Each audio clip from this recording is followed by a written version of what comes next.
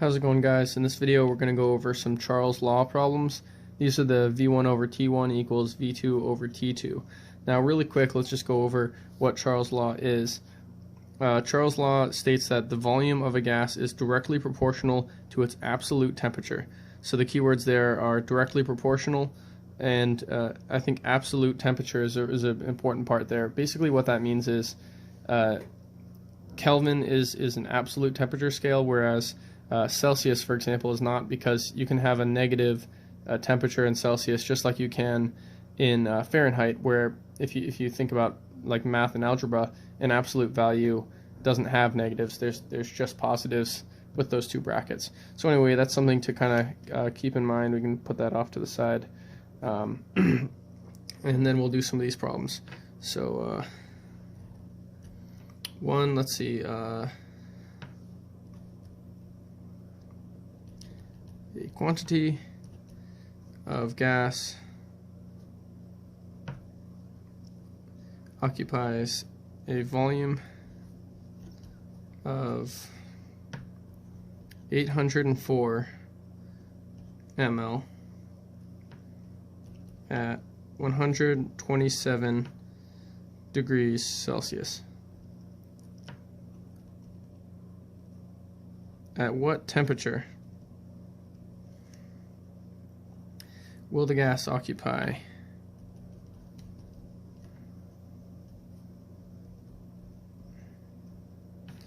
a volume of 673 ml? So that's like a pretty standard Charles' law problem. Real quick, we look back at our formula and check out what we have here. So we have a volume, we have a temperature, though it's not an absolute temperature because it's Celsius. Then we have what temp we're looking for, T2 here, and a volume of that. So let's just set this up. We can go through and start off with, like, let's say V1. So we have 804 ml. Let's just put that into liters for the sake of convenience. That's going to be 0.804 liters over, and then we need our temperature, which is our T1. We'll have 127, and once we're converting from, in case anyone's not aware, from Celsius to Kelvin, you just add 273 to the value.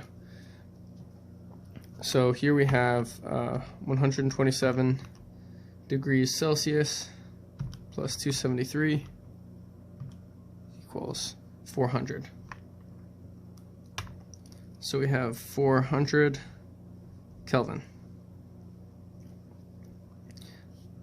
We're going to set that equal to what we have on the other side, which, we want our units to be consistent. We did liters, so we're going to do liters over here. Just move the decimal point over 3 to get it from ml to liters.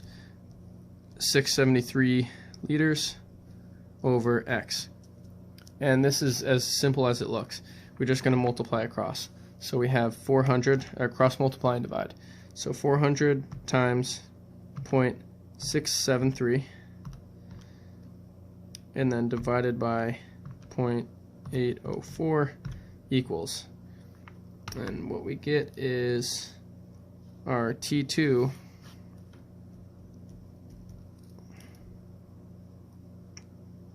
334.83, will round Kelvin. And if we really wanted, we could get that back into Celsius by just subtracting 273. If, for example, the teacher or professor specifically asked for the answer in Celsius. So that's just something to watch out for. Whatever they're asking for, just make sure you're giving them that. Okay, so we'll do another one that's a really common style of question. A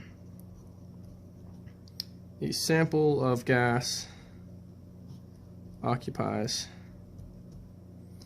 54.5 ml at oops, 18 degrees Celsius.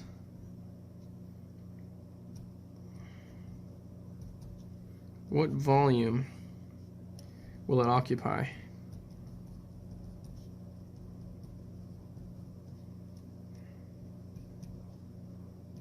To 75 degrees Celsius.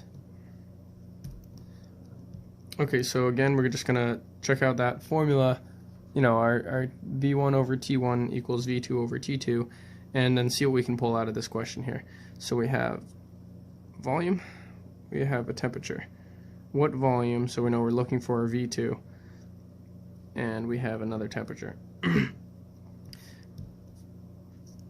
So let's see here, what do we got?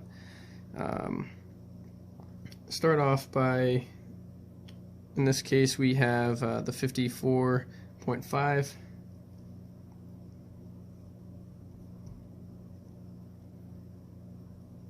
ml, and we can put that over, we're going to add 18, we're going to add 273 to 18, 291, and just for the sake of variety, I didn't change the units here, but in the end, we're going to see how it looks. We could probably put those in liters, and it might make more sense depending on the problem. So here we have 275 plus 273, 548 Kelvin over here.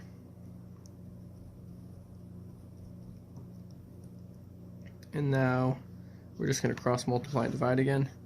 So we have 54.5 ml times 548 equals that, divided by 291,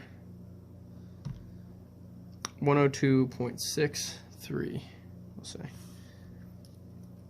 So that's V2.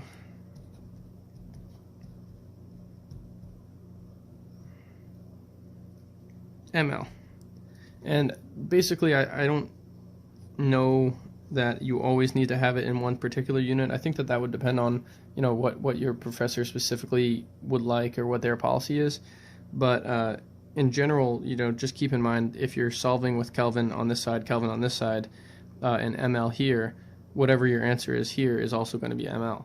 So if they set this problem up like this, you don't necessarily, and say they're asking for liters in the final answer, like what volume in liters will it occupy at that temperature? You can change the units here and then get your answer, done deal. Or you can get this answer, which is ml, like make sure you remember your units, and then convert that over. So just just move it over 3. You'd have 0.10263 liters. Yeah, so that's pretty much the gist of it. I'm just going to do these two problems because they're pretty straightforward, but I hope this helps someone.